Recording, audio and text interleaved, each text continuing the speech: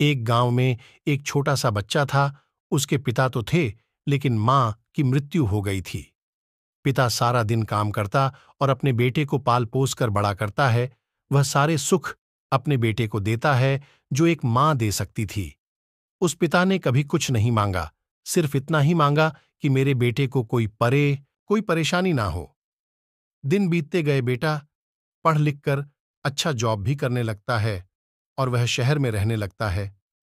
कुछ दिन बाद वह अपने पिता से मिलने आता है और कहता है, पापा, मुझे कुछ पैसों की जरूरत है। मैं चाहता हूं कि शहर में ही जमीन लेकर अपना घर बना लूं। पिता इस बात को सुनकर बहुत खुश होते हैं, सोचते हैं कि मेरा बेटा है, एक ना एक दिन नाम करेगा। जिंदगी भर की बचाई हुई पूंजी को निकालकर अपने बेटे को दे देते हैं। बेटा शहर चला जाता है और उन पैसों से अपना घर बना लेता है। पिता इधर इंतजार करता रहता है कि मेरा बेटा फिर से आएगा, एक ना एक दिन तो मेरे पास आएगा ही। जाएगा कहां?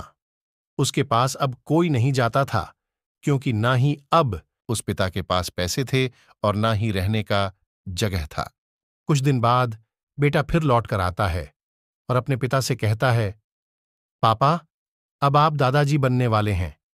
पिता को बहुत खुशी होती है। इस बात को सुनकर वह कहते हैं, तू मुझे मेरी बहू और पोता से कब मिलाएगा? बेटा कहता है, बस पापा, थोड़े दिन और। पापा, मुझे कुछ पैसों की जरूरत है, क्योंकि आजकल थोड़ा जॉब में खींचबीच हो रहा है, जिसके कारण से मुझे कुछ दिन के लिए सस्पेंड कर दिया गया है। पिता के पास कुछ नहीं रहता है देने के लिए, लेकिन फिर भी कहता है, अच्छा बेटा, तू रुक, मैं अभी आया कुछ पैसों का बंदोबस्त करके। पिता बाद में महाजन से कुछ पैसे उधार लेकर अपने बेटे को दे देता है और बेटा पैसे लेकर शहर चला जाता है। बरसों गुजर जाते हैं। पिता सोचते हैं कि मैं तो अब दादाजी बन गया हूंगा। मेरा बेटा पता नहीं मेरे नाती को लेकर कब आएगा। फिर सोचने लगते हैं, समय नहीं मिलता होगा, इसलिए मेरा बेटा अभी तक आया नहीं, वरना आया जरूर होता।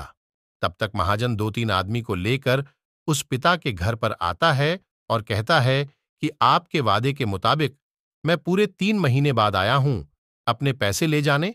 पिता कहते हैं, मेरे पास पैसे नहीं है देने के लिए। महाजन कहता है, जब पैसे देने नहीं थे तो आपने मुझसे उधार क्यों लिया? तभी पिता कहते हैं, ठीक है, रुको, मैं तुम्हारे लिए पैसों का बंदोबस्त करके आता हूं। और वहां के नजदीकी अस्पताल में चले जाते हैं। वहां जाकर अपना ब्लड डोनेट करते हैं और अपनी एक किडनी बेच देते हैं और उस महाजन का कर्ज छूटा कर देते हैं।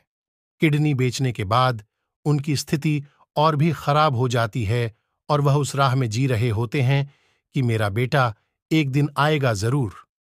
इस आस में जीते जीते एक दिन पिता की मृत्यु हो जाती है, परंतु उस बेटे को अपने पिता को आग देना भी नसीब नहीं हुआ। दोस्तों, एक पिता की दर्द भरी कहानी, हिंदी कहानी को पढ़ने के लिए धन्यवाद। आपको ये कहानी कैसी लगी? नीचे कमेंट करके हमें जरूर बताइएगा। अगर आपको ये कहानी पसंद आई हो तो अपने दोस्तों के साथ जरूर शेयर करें और ऐसी ही प्यारी कहानियां सुनने के लिए हमारे YouTube चैनल से जुड़े।